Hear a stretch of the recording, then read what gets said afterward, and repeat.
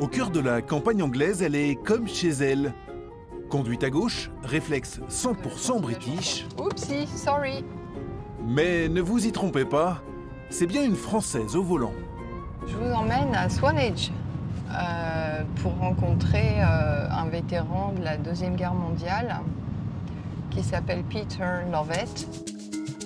Voilà plus de 4 ans que Nathalie Varnière et son fils Ryan discutent avec lui, par écrit, par téléphone, comme avec beaucoup d'autres vétérans britanniques, français ou encore belges. Une passion depuis toute petite, commencée dans un cimetière de Fécamp. Moi, j'allais toujours au fond à droite où il y a des 6 tombes de soldats. Toujours. Donc je crois qu'instinctivement, je sentais quelque chose. Et mon père, qui avait vécu la guerre, n'en parlait pas vraiment, mais ou en tout cas pas... Il y avait beaucoup de colère. Alors aujourd'hui, c'est un peu comme si elle voulait rattraper le temps perdu. Hello. Pour la première fois, ils se rencontrent en vrai. Et notre Normande de 59 ans est comme une enfant. Hello, darling. How are you? You made it. Right. Where do you sit usually? There? Devant tant d'enthousiasme, Peter Lovett, militaire de carrière, tombe tout de suite le masque. J'ai fait refaire ma batterie avec un pacemaker, j'ai un genou en métal et je n'ai plus de muscles.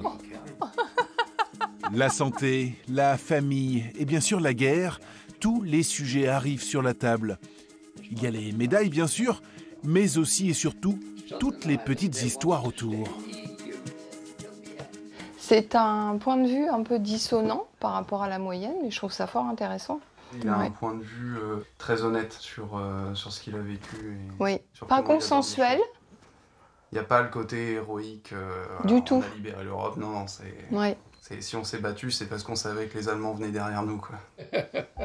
Peter Lovett faisait partie de la seconde vague d'assaut sur Juno Beach, mais n'a jamais couru après les médailles. Il a fait son travail, sa mission avec beaucoup de chance, rien qui ne mérite la Légion d'honneur, selon lui.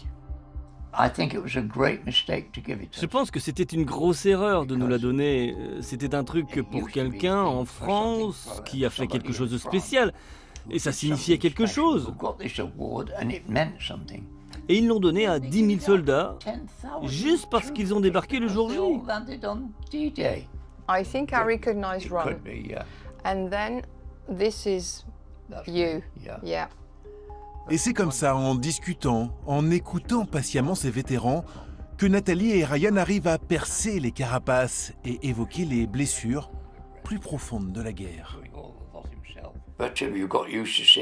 Vous vous habituez à voir des cadavres et des bouts de corps. Et j'ai découvert plus tard que j'avais une mémoire à rebours. Je ne me suis rappelé ces choses que plus tard. Et je pense que c'est comme ça que j'ai traversé tout cela, même si j'étais très agressif.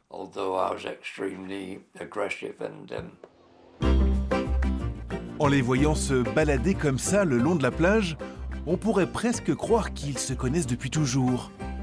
Un lien particulier les unit aujourd'hui, presque familial. Je me suis vraiment lancée dans cette aventure il y a 22 ans avec le cœur et avec mes tripes. Moi, c'est vraiment une histoire d'humain. Donc c'est pour ça, ça va au-delà de... C'est pas juste, oh, un vétéran, oh, il a fait ça, non. C'est un être humain, avant tout.